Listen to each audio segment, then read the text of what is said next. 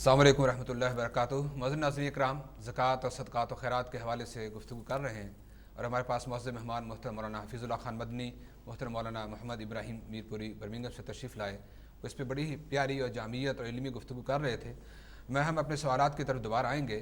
محترم مولانا حفیظ اللہ خان مدنی، ان سے سعادت پوچھوں گا، پوچھنے کی یہ سعادت حاصل کروں گا کہ مولانا زکوٰۃ کے حوالے سے آپ نے گفتگو کی، اس کی حکمتیں، اس کے فضائل، اور پھر اس کے ذریعے معاشرے کے اندر جو ایک طبقاتی تقسیم جو ہوتی ہے مال کے ذریعے، اس کا اوپر کیسے اثر پڑتا ہے، اور پھر ادائیگی زکوٰۃ کے وقت کے بارے میں بھی۔ تو میں چاہتا ہوں اختصار کے ساتھ آپ اس کا نصاب بھی بتا دیں عام ناظرین تک، جو عام جنرل چیزیں ہیں کہ اس میں نصاب کتنا ہوتا ہے، اس کے بعد پھر انشاءاللہ آگے ہم گفتگو کا آغاز کرتے ہیں۔ جہاں تک نصاب کا تعلق ہے، اس میں اگر کسی کے پاس سونا اور چاندی ہو تو اس میں اگر کسی کے پاس سونا ہو تو آج کے اعتبار سے اس میں دو رائے پائی جاتی ہیں، لیکن زیادہ محتاط انداز میں اگر آپ کہیں تو یہ ہوتا ہے 75 گرام 75 گرام اگر کسی کے پاس سونا ہو، چاہے وہ زیور کی شکل میں ہو چاہے کسی اور شکل میں، جی جی۔ اور اسی طرح 52 تولے چاندی ہو، 520 گرام اگر کسی کے پاس چاندی ہو، اور اس کے بعد 1 سال گزر جائے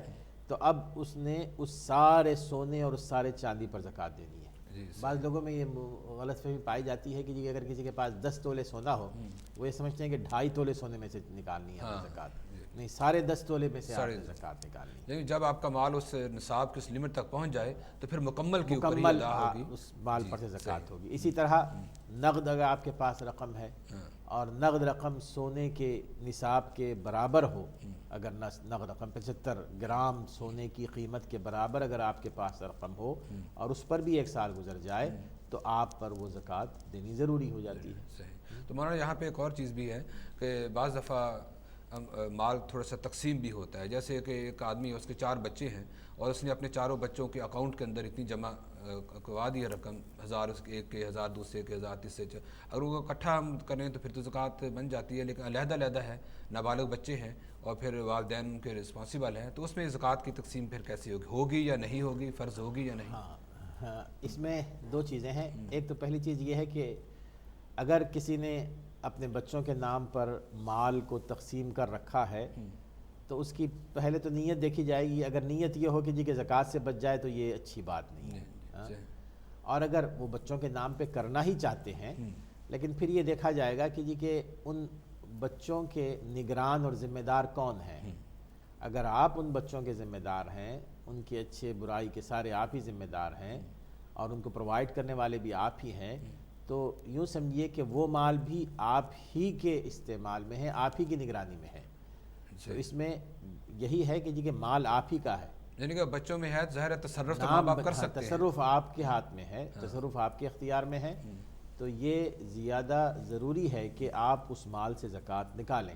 عام طور پہ لوگ یہ کرتے ہیں نا کہ جی کہ بچیوں کے نام پہ زیور رکھ دی اور پھر یہ سمجھ لیا کہ جی کہ اب بچی کے نام پر ہے اس لیے میں نہیں دینی ہے۔ ترمذی کی وہ حدیث مجھے یاد آ رہی ہے، ایک دفعہ ایک خاتون، میں اختصار کے ساتھ بتاؤں گا، رسول وسلم کے پاس آئیں، ان کے بیٹی کے ہاتھ میں سونے کے کڑے تھے، تو آپ نے اس خاتون سے پوچھا نا کہ کیا تم نے زکوٰۃ ادا کی ہے؟ اس نے کہا کہ نہیں۔ آپ نے فرمایا کہ یسرک ان یصورک اللہ بہما یوم القیامۃ سوارین من نار، کیا تم کو خوشی ہوگی کہ اللہ تعالیٰ تمہارے ہاتھ میں قیامت کے دن 2 آگ کے کڑے پہنائے؟ تو معنی یہ ہے کہ یہ ماں کی ذمہ داری ہوتی ہے، بچی کے ہاتھ میں ہے کڑے لیکن ذمہ دار ماں بنتی ہے۔ سبحان اللہ، یعنی کہ اس سے بڑا مسئلہ واضح ہو جاتا ہے، آپ نے جو واقعہ حدیث مبارکہ ذکر کی کہ بچی کے ہاتھ میں تھے لیکن رسول اللہ سے اس کی ماں کو پوچھنا کہ تم نے زکوٰۃ اس کی دی ہے یا نہیں، اور پھر تم نے اگر نہیں دی تو تمہارے ہاتھ میں وہ آگ کے کڑے پہنائے جائیں گے، بچی کے ہاتھ میں نہیں۔ ٹھیک ٹھیک ٹھیک صحیح، بہت ماشاء اللہ اچھی بات کی۔ مولانا ابراہیم صاحب کی طرف میں آؤں گا، محترم مولانا محمد ابراہیم میرپوری صاحب، کہ صدقات کے حوالے سے آپ نے گفتگو کی۔ ایک بندہ صدقہ دیتا ہے کہ میں اپنے لیے میرے صدقہ جاریہ بنے، میرے اپنے گناہوں کا کفارہ بنے، میرے اپنے لیے میں فائدہ حاصل کروں، لیکن اگر کیا آپ اپنے والدین، بہن بھائیوں، میت کی طرف سے ہی وہ صدقہ دے سکتا ہے جس کا فائدہ اس کو بھی اور ان کو بھی پہنچے؟ ہاں، دے سکتا ہے، اور اس کے لیے نبی اکرم صلی اللہ علیہ وسلم کی وہ حدیث جو صدقہ جاریہ کے لیے آپ نے فرمایا کہ نیک اولاد ہو تو وہ اپنے والدین کے لیے دعا کرے تو وہ بھی صدقہ جاریہ اس کا فائدہ پہنچتا ہے۔ کوئی کتاب لکھ کے چھوڑ گیا وہ اس کے لیے ہے، کوئی مسجد بنا گیا، کوئی کنواں بنا گیا تو جب تک اس کا لوگ فائدہ اٹھائیں گے اس کا ہوگا. اسی طرح وہ جو والدین فوت شدہ ہیں ان کے علو درجات کے لیے ان کے لیے کرے گا تو یقیناً فائدہ ہوگا. اور پھر حضور صلی اللہ علیہ وسلم کی یہ واضح حدیث موجود ہے، خیر الناس من ینفع الناس، سب سے بہتر آدمی وہی ہے جو دوسرے کو فائدہ پہنچائے. تو اب اگر اس کا وہ کلوز رشتہ دار ہے وہ فوت ہو گیا تو اس کا فائدہ یہ ہوگا کہ اس کے لیے دعا کرے، اس کے لیے صدقہ خیرات کرے تو اس کو عذاب سے تخفیف ہوگی، تو یہ اس کو فائدہ پہنچے گا. اور اس کو بھی فائدہ پہنچے گا کہ حضور کی حدیث کے مطابق یہ ان کے لیے صدقہ جاریہ بن گیا. اب یہ ہے کہ کس کس کو دے. جس طرح قرآن کریم نے بڑی اس کی وضاحت کی ہے، وَآتَ الْمَالَ عَلَىٰ حُبِّهِ ذَوِي الْقُرْبَىٰ وَالْيَتَامَىٰ وَالْمَسَاكِينِ. اس میں پوری تفصیل موجود ہے. اگر ایک آدمی کا قریبی رشتہ دار ہے، محتاج ہے، ضرورت مند ہے، اس کو زکوٰۃ بھی دی جا سکتی ہے، صدقہ بھی دیا جا سکتا ہے. بعض یہ سوچتے ہیں کہ نہیں جی وہ بیٹا ہے، اس کو اب بیٹا ایک آدمی کے 8-10 بیٹے ہیں اور الگ ہو جاتے ہیں اولاد لے کر کے، اگر وہ والد ضرورت مند ہے تو بیٹا دے سکتا ہے. مولانا ہمارے ساتھ کالر موجود ہے، اس کے بعد گفتگو آپ سے جاری رکھیں گے. جی السلام علیکم ورحمۃ اللہ. وعلیکم السلام. سر جی میں باشر بات کر رہا ہوں گلاسگو سے. جی بھائی. سر پوچھنا میں نے یہ تھا کہ اگر زمین ہے ہمارے پاس تو مطلب تو زمین کی مطلب جو مالیت ہوگی اس پہ بھی کچھ زکوٰۃ وغیرہ دینی پڑے گی ہمیں؟ جی انشاءاللہ جو ہم اپنے معزز مہمانوں سے اس کے بارے میں ضرور پوچھتے ہیں. جزاک اللہ خیر، جزاک اللہ خیر. جہاں پہ مولانا آپ بڑی پیاری گفتگو کر رہے ہیں تو مولانا حفیظ اللہ خان صاحب کی طرف میں دوبارہ آؤں گا، جس کی طرف آپ نے اشارہ کیا رشتہ داروں کے حوالے سے کہ رشتہ داروں کو زکوٰۃ دینا، کہ بعض بڑے قریبی ہوتے ہیں، ان کی عزت نفس کا بھی مسئلہ ہوتا ہے، دوسرے معاملات بھی ہوتے ہیں، تو کیا رشتہ داروں کو زکوٰۃ دی جا سکتی ہے؟ دیکھیے ماشاءاللہ اسلام تو یہ چاہتا ہے کہ آپس میں ہمارے محبت اور الفت میں اضافہ ہو، اور اس میں اس کا آغاز ہوگا اپنے قریبی رشتہ داروں سے. جی اس معاملے میں کچھ لوگ ہیں جن کو زکوٰۃ نہیں دی جا سکتی اور کچھ لوگ ہیں جن کو زکوٰۃ دی جا سکتی ہے. ان میں سب سے پہلے جن لوگوں کو ہم زکوٰۃ نہیں دے سکتے وہ والدین ہیں. والدین کو زکوٰۃ نہیں دی جا سکتی. اسی طرح بچوں کو زکوٰۃ نہیں دی جا سکتی. اور اسی طرح بیوی کو زکوٰۃ نہیں دی جا سکتی. اب یہ جو تین ہیں کہ والدین اور بچے اور بیوی، یہ وہ لوگ ہیں کہ جن پر خرچ کرنا فرض ہے. والدین پر خرچ کرنا بچوں پر فرض ہے، بچوں پر خرچ کرنا والدین پر فرض ہے، بیوی پر خرچ کرنا شوہر پر فرض ہے. لیکن دوسری طرف یہ ہے کہ بیوی شوہر کو زکوٰۃ دے سکتی ہے. حضرت زینب عبداللہ ابن مسعود رضی اللہ تعالیٰ عنہ کی بیگم تھیں. رسول اکرم صلی اللہ علیہ وسلم سے انہوں نے پوچھا کہ کیا میں اپنے شوہر عبداللہ ابن مسعود کو زکوٰۃ دے سکتی ہوں چونکہ وہ غریب ہے اور میرے پاس مال ہے؟ تو آپ نے فرمایا کہ اگر تم ان کو زکوٰۃ دو تو اس کے 2 اجر ہیں. مولانا ہمارے ساتھ کالر موجود ہیں، ان سے بات کرتے ہیں. السلام علیکم ورحمۃ اللہ. جی السلام. بھائی تھوڑا سا ذرا اونچی بولیے. ہاں میں اونچا بول رہا ہوں، ذرا روزہ رکھا ہوا ہے نا. اچھا تراویح کے بارے میں سوال پوچھ سکتا ہوں؟ یہ زکوٰۃ کے حوالے سے گفتگو ہو رہی ہے اور صدقات کے حوالے سے، اس حصے میں آپ کے پاس کوئی مسئلہ ہے تو میں چاہتا ہوں کہ اسی موضوع کے اندر ہم رہیں. جزاک اللہ خیر. مولانا آپ نے جو گفتگو کی جہاں پہ ایک اور چیز بھی ہے کہ زکوٰۃ کے علاوہ جو صدقات اور نفلی چیزیں ہیں، تو محترم مولانا محمد ابراہیم صاحب سے پوچھوں گا کہ نفلی صدقہ کے بھی زیادہ مستحق لوگ کون ہوں گے؟ وہی جو زکوٰۃ کے جن کے مصارف ہیں. جس طرح وہ زکوٰۃ والے ہیں اسی طرح، چونکہ میں نے تو قرآن کی آیت آپ کے سامنے رکھی نا، وَآتَ الْمَالَ عَلَىٰ حُبِّهِ ذَوِي الْقُرْبَىٰ، تو یہ نص موجود ہے، اس میں جتنے درجات ہیں وہ جن کو نہیں دینی ہے وہ آپ نے سن لیا ہے. لیکن مولانا نے اس کی وضاحت کی ہے تو دے سکتا ہے. اور جو ایسا کرتا ہے اس کے لیے کتنا بڑا فائدہ ہے. جس طرح کہ حدیث میں آتا ہے کہ اس کے لیے 75,000 75,000 فرشتے جو ہیں دعا کرتے ہیں کہ اللہ اس نے رحم کیا ہے تو اس پر رحم کر، تو اس کو فائدہ ہوتا ہے. تو اس طرح کرنا چاہیے، دینا چاہیے. ویسے کالر موجود ہیں، ان سے بات کریں گے. السلام علیکم. وعلیکم السلام. ماشاءاللہ آپ کے مہمان ان کے نورانی چہرے بزرگوں کی یاد تازہ ہوتی ہے، اللہ کی رحمت برستی ہے. میں نے حدیث میں پڑھا ہے کہ صدقہ موت کو ٹال دیتا ہے، صدقہ جو ہے آفتوں بھلائیوں کو ٹال دیتا ہے. اس پہ بھی ذرا ان سے گزارش ہے کہ گفتگو کریں. جی آپ کا جو سوال کیا تھا یہ نہیں میں سمجھ سکا. صدقہ موت کو ٹال دیتا ہے اس حدیث کے بارے میں انشاءاللہ ہم پوچھیں گے کہ صدقہ کیا موت کو بھی ٹال دیتا ہے اپنے معزز مہمانوں سے, کیونکہ گناہوں کو برائیوں سے بچنا اور پھر اس طریقے بیماریوں سے ٹالنا یہ تو صحیح حدیث ہے. مولانا حفیظ اللہ خان مدنی صاحب آپ کی یہاں پہ موجودگی کو میں سعادت سمجھ رہا ہوں, ماشاءاللہ اتنی لمبا سفر کر کے روزے کی حالت میں آپ آئے. یہاں پہ ایک اور چیز بھی ہے کہ بعض دفعہ لوگ کہتے ہیں کہ ہم نے ان کے پاس اتنا سونا ہوتا ہے, ایسی چیزیں ہوتی ہیں جن کے اوپر زکوٰۃ فرض ہوتی ہے, اس سے نصاب لمٹ تک پہنچ جاتی ہے, لیکن وہ کہتے ہیں کہ ہم مقروض بھی ہیں, ہم نے فلاں کا اتنا قرضہ بھی دینا ہے. تو کیا اگر مقروض آدمی ایک طرف اس کے اوپر قرضہ ہے, ایک طرف اس کے پاس اتنا مال ہے جو نصاب تک پہنچ رہا ہے, کیا وہ زکوٰۃ ادا کرے گا یا نہیں؟ یہ جہاں تک قرض کا معاملہ ہے تو سب سے پہلے تو میں اختصار کے ساتھ ان لوگوں کے بارے میں بتاؤں گا کہ جنہوں نے قرض لیا ہوا ہے. تو پہلے وہ لوگ ہیں کہ جنہوں نے قرض لیا ہے مورگیج کی شکل میں, جی, جو ایک طویل المدت قرض ہے, اور وہ ایسا قرض ہے کہ جو ان کی جو بنیادی ضروریات ہیں اس کے حوالے سے نہیں ہے, بلکہ وہ کبھی اپنے بزنس کے لیے لیتے ہیں, کبھی اپنی رہائش کے لیے, کبھی رہائش کو, کبھی مکان کو بزنس, کبھی اپنی پورا ساری زندگی کے لیے, گاڑی مہنگی لے لی 50,000 تو پاؤنڈ کی. یہ قرض وہ قرض نہیں ہے جو ایک بنیادی ضرورت کے لیے لیا جاتا ہے. تو اس پر کوئی یہ سوال ہی نہیں پیدا ہوتا کہ جس کو مورگیج ادا کرنی ہے وہ زکوٰۃ نہ ادا کرے. زکوٰۃ اس کو ہر صورت میں ادا کرنی ہے. دوسرے وہ لوگ ہیں کہ جو اپنی بنیادی ضروریات کے لیے, رہنے کے لیے, کھانے کے لیے, پہننے کے لیے, بچوں کی ضروریات کے لیے پیسہ نہیں ہے اور وہ قرض لے کر گزارا کر رہے ہیں اور ان پر اتنا قرض ہے, لیکن دوسری طرف انہوں نے اپنے بچوں کے لیے کچھ زیورات بھی بنا کے رکھے ہیں.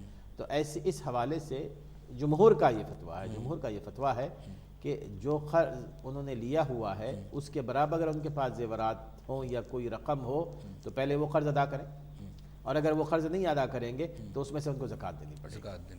صحیح, یعنی کہ بنیادی یہاں پہ مسئلہ کا قرض کی آپ پہلے نوعیت سمجھیں گے کہ قرض کیا صرف اپنی پورے ساری زندگی کے لیے, اپنی لیول کو بڑھانے کے لیے لیا گیا, یا اپنی جو بنیادی ضروریات ہیں انسان کی, اس کو ہم یہی کہہ لیں کہ روٹی کپڑا مکان, اگر بنیادی ضرورت کے لیے لیا گیا لیکن پھر بھی اس کے باوجود ان کے پاس رقم موجود ہے, جی, یعنی جمع شدہ ہے یا زیورات ہیں اور وہ اس سے قرض واپس کر سکتے ہیں, تو پہلے ان کو چاہیے کہ وہ قرض واپس کریں. اور اگر وہ قرض واپس نہیں کر رہے ہیں اور پھر اس طرف یہ بھی کہہ رہے ہیں کہ جی کہ چونکہ ہم مقروض ہیں اس لیے ہم پر زکوٰۃ فرض نہیں ہے, تو یہ بات ٹھیک نہیں. ہمارے سے کالر موجود ہیں, ان سے بات کریں گے. السلام علیکم.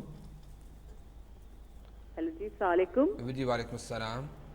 اچھا بھائی, میں نے پتا کرنا تھا, اگر آپ نے کسی نے آپ کو اپنی امانت دی یا رقم اور آپ نے اس کو بتایا ہوا کہ آپ کی یہ رقم ہم نے اپنے بزنس میں لگا دی ہے, اس بات کو 2-3 سال ہو گئے ہیں, لیکن اس کے اوپر جو زکوٰۃ ہے وہ جس کو دی ہے اس کے اوپر واجب ہوئے گی یا جس کی اصل رقم ہے اس کے اوپر؟ جی, یعنی کہ دوسرے لفظوں میں عام ایک جنرل سمجھے کہ آپ نے کسی کو قرض دیا ہے, کسی کو کوئی چیز دی ہوئی ہے, تو جو مالک ہے, قرض نہیں دیا, کسی نے امانت آپ کے پاس رکھی ہے, جی, اور آپ اس امانت کو اور آپ نے استعمال وہ کر رہے ہیں, اپنے بزنس میں لگا دی ہے. جی ٹھیک ہے, تو اس کی ان کو زکوٰۃ بتا کے لگائی ہے کہ آپ کی یہ امانت میں اپنے بزنس میں لگا رہا ہوں, جب آپ چاہو گے ہم آپ کو واپس کر دیں. جی, تو میں چاہوں گا جی بہن سنتے رہیے, ابھی آپ کے سوال کا جواب ہم ابھی لے لیتے ہیں محترم مولانا حفیظ اللہ خان مدنی صاحب سے. جی مولانا, بہن جو پوچھ رہی ہے, جی جو پوچھ رہے ہیں, جو سوال تھا وہ یہ کہ جی کہ کسی نے ان کو بطور امانت کچھ رقم دی ہے اور اس رقم کو انہوں نے اپنے بزنس میں لگا دیا ہے, تو واضح یہ ہوئی بات کہ جو رقم آپ کو ملی ہے وہ بطور امانت رکھنے کے لیے انہوں نے آپ کے بزنس میں شیئر لینے کے لیے وہ رقم آپ کو نہیں دی. لیکن اگر وہ اجازت دی ہو, اگر انہوں نے اجازت دی ہو, لیکن پھر وہ بات آ جاتی ہے کہ کیا انہوں نے اس طور پر اجازت دی ہے کہ جی کہ جو بزنس میں آپ نے انویسٹ کی ہے اس کا منافع بھی مجھے ملے, یہ بات بھی دیکھنی پڑے گی. اور اگر صرف یہ کہ جی کہ نہیں آپ نے بطور امانت میں رکھنی ہے اور جب مجھے ضرورت پڑے میں لے لوں گا, تو اس میں یوں سمجھیے کہ جی کہ یہ رقم ان کی تحویل میں ہے جنہوں نے آپ کو دی ہے, اور پھر آپ کی طرف سے بھی یہ پوری شیورٹی ہے, آپ یہ کہہ رہی ہیں کہ جی کہ جب آپ مانگیں آپ کو یہ رقم مل جائے گی, تو یہ زیادہ احوط ہے ان کے لیے کہ وہ ہر سال اس میں سے زکوٰۃ نکالے, اس لیے کہ وہ ان کی اپنی ملکیت میں ہے, جو مطلب جس نے دی تھی اس کی اپنی ملکیت میں ہے. جو اصل مالک تھا. جیسے اس طرح ہے جیسے بینک میں آپ نے رکھی ہے، جی صحیح صحیح، رکھی ہے آپ نے بینک میں، اور بینک سے جب آپ مطالبہ کریں وہ آپ کو دے دیتے ہیں، بالکل اسی طرح انہوں نے اپنے طور پر کسی کے پاس رکھی ہے، اور وہ یہ کہہ رہے ہیں کہ جب آپ کہیں ہم آپ کو واپس کر دیں گے، تو اس میں ہر سال آپ کو زکوٰۃ نکالنی پڑے گی۔ لیکن اس حوالے سے ایک اور بات، میں بہرحال وقت ہو رہا ہے، نہیں انشاءاللہ آپ اپنی گفتگو مکمل کر لیں۔ کچھ لوگ ایسے ہوتے ہیں کہ جنہوں نے قرض کے طور پر کسی کو رقم دی ہوئی ہے، جی قرض کے طور پر، اب وہ یہ سوال کرتے ہیں کہ جی کہ اب اس میں سے بھی ہم نے زکوٰۃ دینی ہے کہ نہیں دینی ہے؟ جی جی، تو اس میں بات یہ بڑا اہم مسئلہ ہے۔ میں ایک کالر ہمارے ساتھ موجود ہے، ان کی بات سن لو، اس کے بعد میں چاہتا ہوں کہ اس مسئلے پہ بھی آپ ضرور روشنی ڈالیں۔ جی السلام علیکم۔ وعلیکم السلام ورحمۃ اللہ۔ شفیق صاحب، پہلے تو آپ کو اس پروگرام کی مبارکباد، اس کے بعد ڈی ایم ڈیجیٹل کی مینجمنٹ سے درخواست ہے کہ اس پروگرام کو پورے سال کے لیے اگر کر دیں تو ہم ان کے مشکور ہوں گے۔ جزاک اللہ۔ اس کے بعد دوسری سوال یہ ہے کہ بینک جو ہماری زکوٰۃ پاکستان میں کاٹتا ہے، کیا ہم اس بنیاد پہ اپنے پیسوں کی زکوٰۃ دیں یا نہ دیں، اس سے ہٹ کے علیحدہ؟ اس کے ہٹ، ٹھیک ہے ٹھیک ہے۔ مولانا حفیظ اللہ خان صاحب انشاءاللہ اس بات کے جواب آپ سے لیں گے بھائی، لیکن پہلے آپ اپنی پہلی بات مکمل کر لیں کہ آپ نے کسی جو قرض کے کسی کو آپ نے قرض دیا ہوا ہے تو زکوٰۃ کون دے گا، اور وہ اگر آپ نے طویل المدت کے لیے دیا ہوا ہے، اب ظاہر ہے کہ جی کہ وہ آپ کی ملکیت میں تحویل میں نہیں ہے وہ قرض، اگر کسی نے آپ کو 5 سال بعد دینا ہے تو اس میں زیادہ بہتر یہ ہے کہ جس سال آپ کو وہ امانت واپس مل جائے، وہ قرض کی رقم واپس مل جائے، اس سال آپ نے وہ اس کی زکوٰۃ ادا کر دی۔ اور اگر کسی کے بارے میں یہ یقین ہو کہ جی کہ آپ کو وہ 1 سال کے اندر دے دیں گے تو زیادہ بہتر ہے کہ اس میں سے 1 سال جب بھی مانگے۔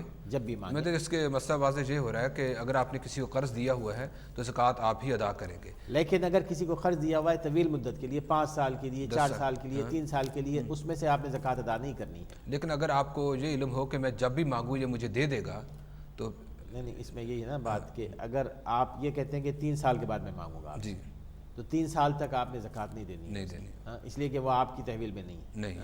اور اگر آپ یہ کہیں کہ جی کہ جب بھی مانگوں میں آپ مجھے دے دیں تو آپ نے ہر سال، پھر آپ کو ہر سال دینے ہیں۔ تو یہاں پہ ایک اور چیز بھی آتی ہے کہ رمضان مبارک کا جب مہینہ گزر رہا ہے تو محترم مولانا محمد ابراہیم میر پوری صاحب، میں ان سے پوچھنے کی سادہ سا حاصل کروں گا کہ رمضان کے اندر آپ نے صدقہ و خیرات کے بارے میں ذکر کیا، لیکن رمضان کے اندر ہم ایکسٹرا دیکھتے ہیں کہ بہت زیادہ اس کی ترغیب دلائی جاتی ہے، تو شریعت مصطفیٰ کے اندر کیا اس کا خاص طور پر حکم دیا کہ رمضان کے اندر آپ نے صدقات کے اندر بہت زیادہ حصہ لینا ہے؟ خود نبی کریم صلی اللہ علیہ وسلم رمضان کے مہینے میں بہت نیکی کے کاموں میں حصہ لیتے تھے، اور حضور کی سنت ہے ہمارے لیے کہ ہم اس کو اپنی زندگی میں مشعل راہ بنائیں۔ دوسرا یہ ہے کہ رمضان کی نفلی عبادت فرضوں کے برابر ثواب ملتا ہے۔ رمضان میں اگر آپ 1 پاؤنڈ دیں گے تو اللہ تعالیٰ اس کے صلے میں کئی پاؤنڈوں کا اس کو ثواب دیں گے۔ جس طرح نیکی کو بڑھا دیتے ہیں اللہ تعالیٰ رمضان کے مہینے میں، یہ رمضان کے مہینے کا ایک خاص آغاز ہے، تو اس سے اگر فائدہ اٹھایا جائے تو یہ بہت بہتر بات ہے، اور اس پر پوری محنت کرنی چاہیے ہر ایک کو، تاکہ اللہ بھی راضی ہو اور خدمت خلق بھی ہو۔ سبحان اللہ، بہت پیاری گفتگو بڑی جامعیت کے ساتھ مولانا ابراہیم میر پوری صاحب نے فرمائی۔ مولانا جہاں پہ جو سوالات جو آئے ہیں، میں چاہتا ہوں کہ وقت بہت کم رہ رہا ہے، اختصار کے ساتھ ان کے جوابات بھی آپ عنایت کر دیجئے کہ پاکستان میں لوگ نا بینکوں کے اندر جو پیسہ رکھتے ہیں وہاں بینک والے آٹومیٹک زکوٰۃ وہ کاٹ لیتے ہیں، تو اب مثال کے طور پر اگر میرا وہاں پہ 1 لاکھ روپیہ ہے، وہاں پہ بینک نے زکوٰۃ نکال لی ہے، تو میں اسے جہاں پہ میں اس کی پھر زکوٰۃ دوں گا؟ آپ کی فرض کی ادائیگی ہو گئی ہے، اس لیے کہ وہاں ایک زکوٰۃ سسٹم موجود ہے۔ اب یہ علیحدہ بات ہے کہ جی کہ وہ کس طرح کرتے ہیں، لیکن زکوٰۃ کا سسٹم موجود ہے، اور زکوٰۃ کے نام سے آپ کی رقم نکالی گئی ہے، تو جو فرض آپ پر تھا اس رقم کے حوالے سے وہ ادا ہو گیا۔ اور ایک اور بھائی نے پوچھا کہ اگر اس کے مثال کے طور پر اگر ہماری کہیں زمین ہے، یہ زمین جو ہوتی ہے 2-4 کنال ہے یا 2-4 ایکڑ ہے، تو اب وہ زمین اگر وہ تو 10, 15, 20, 40, 50 لاکھ کی ہو سکتی ہے، تو کیا اس کے اوپر بھی ہم ایسے زکوٰۃ نکالیں؟ اب یہ دیکھا جائے گا کہ جی کہ وہ زمین آپ نے کس لیے رکھی ہے۔ زمین اگر آپ نے کاروبار کے لیے رکھی ہے، کاروبار کے غرض سے رکھی ہے، تو یقین ہر سال آپ نے اس کی قیمت کے اعتبار سے زکوٰۃ نکالنی ہے۔ اور اگر آپ نے وہ زمین رکھی ہے تاکہ آپ اس پر مکان بنائیں تو اس پر آپ کو زکوٰۃ نکالنی ہے۔ جہاں اگر وہاں سے وہ فصل کاشت ہو رہی ہے اور اس فصل جو کاشت کرنے پھر وہ مسئلہ دوبارہ وہ دوسرا ہو جائے گا، وہ مسئلہ یہ ہوگا کہ جی کہ جو زرعی پیداوار ہے اس پر زکوٰۃ جو ہوتی ہے، اور وہ اس پر زکوٰۃ وہ 10واں حصہ ہوگا یا 20واں حصہ ہوگا، اور جس وقت فصل کاٹی جائے گی اس وقت آپ نے نکالنا ہے، اس پر 1 سال کی مدت نہیں ہوگی۔ جی، ایک اور بھائی نے بھی یہ بات پوچھی تھی کہ آپ نے جو حدیث مبارکہ ذکر کی کہ صدقہ جو ہے وہ بیماریوں کو روکتا ہے، تو کیا صدقہ سے موت بھی ٹال جاتی ہے مولانا صاحب؟ تقدیر کے جو مسائل ہیں اس میں بالکل واضح بات ہے، جو اللہ تعالیٰ کی طرف سے معین تقدیر ہے وہ تو نہیں ٹلتی جی، البتہ صدقہ خیرات کرنے سے انسان پر جو مشکلیں بیماریاں آتی ہیں، صدقہ دینے والے جب دیتے ہیں تو جو ان کے حق میں دعائیں کی جاتی ہیں تو ان دعاؤں کی قبولیت کی وجہ سے وہ ان کی بیماری وہ مشکل دور ہو جاتی ہے، اللہ تعالیٰ رحم فرماتے ہیں۔ جس طرح کہ ایک مشہور واقعہ ہے بنی اسرائیل کا کہ ایک شخص جا رہا تھا، موسیٰ علیہ السلام کو یہ بتایا گیا، اگرچہ اس میں کچھ کلام بھی کیا ہے محدثین نے کہ یہ واقعہ، لیکن بنی اسرائیلی واقعہ عبرت کے طور پر اس سے بات کی جاتی ہے، جو موت سے متعلق سوال کرنے والے نے سوال کیا تو اس کو یہ بتایا گیا، جبریل نے آ کر بتایا حضرت موسیٰ علیہ السلام کہ یہ آدمی تھوڑی دیر کے بعد مر جائے گا، اور کچھ وقت کے بعد وہ آدمی جو کہ لکڑہارا تھا، لکڑیاں کاٹ کے لایا اور وہیں ملاقات ہو گئی یا کسی دوسری جگہ ملاقات ہو گئی، تو موسیٰ علیہ السلام کے ذہن میں فوراً یہ خیال آ گیا کہ بھئی یہ تو مجھے بتایا گیا تھا کہ یہ مر جائے گا، تو ابھی تو یہ زندہ ہے۔